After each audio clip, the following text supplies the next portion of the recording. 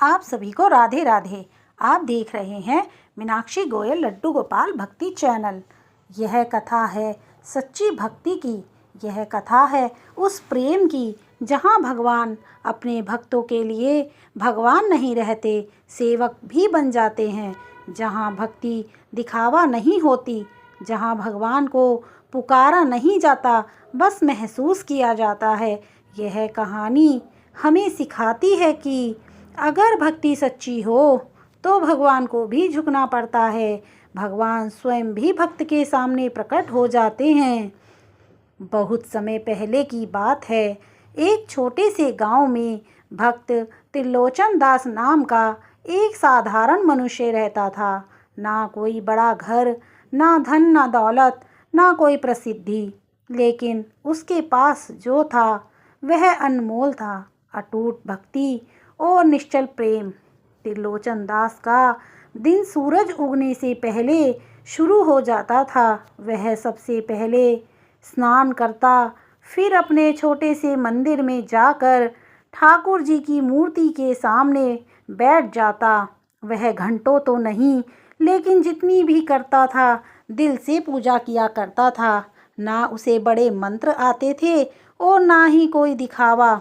बस कहता, हे ठाकुर जी, आप ही मेरे सब कुछ हो। उसने स्वयं को ठाकुर जी के समर्पण कर दिया था। त्रिलोचन ठाकुर जी को भगवान नहीं, अपने परिवार का सदस्य मानता था। वो उनसे बातें करता, अपने सुख दुख सुनाया करता। कभी हंसता और कभी रोता। कभी कहता, प्रभु आज खाना अच्छा नहीं बनना, माफ़ करना ठाकुर जी। कभी कहता, आज थक गया हूँ, जरा मेरे साथ बैठ जाइए। उसकी भक्ति में डर नहीं था, उसकी भक्ति में बहुत प्रेम था। वो प्रभु से अनन्य प्रेम किया करता था।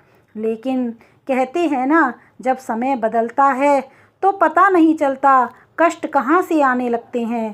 त्रिलोचन के जीवन में गरीबी और कष्ट आने लगे। उसकी खेतों में फसल खराब हो गई और उसकी आमदनी बंद हो गई। अब वो परेशान रहने लगा, उसका शरीर कमज़ोर रहने लगा, वो बीमार हो गया। लेकिन एक चीज़ नहीं बदली, उसकी भक्ति। वह भूखा रह लेता, लेकिन ठाकुर जी की पूजा नहीं छोड़ता था। कभी कभी वह आधा रोटी खाकर कहता, ठाकुर जी आज इतना ही है, कल बेहतर होगा। लेकिन भगवान सब देख रहे थे। वो अपने भक्त का धैर्य, उसका प्रेम, उसकी सहनशीलता सब देख रहे थे। एक समय आया जब भगवान ने सोचा अब समय आ गया है। एक दिन त्रिलोचन अत्यंत थका हुआ निराश था।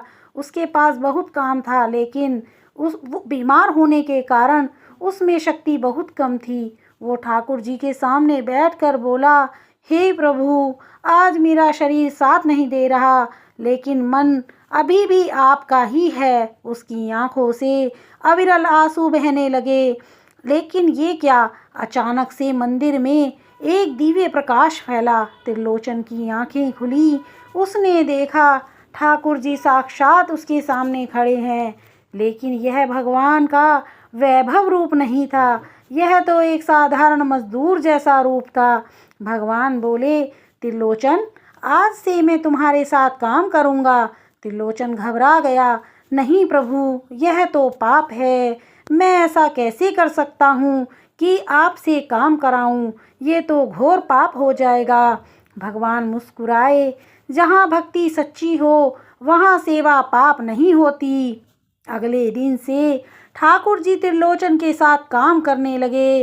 वो उसके साथ लकड़ी उठाकर लाते, उसके खेतों में काम कराते, उसके घर के कामों में उसकी मदद करते। गांव वाले हैरान थे कि एक दिव्य तेज वाला व्यक्ति जो कभी थकता ही नहीं, कभी शिकायत नहीं करता, अगर त्रिलोचन थक जाए तो वही उसे सहारा देता है, ऐसा कौन है। एक दिन गांव के कुछ लोग मंदिर पहुँचे।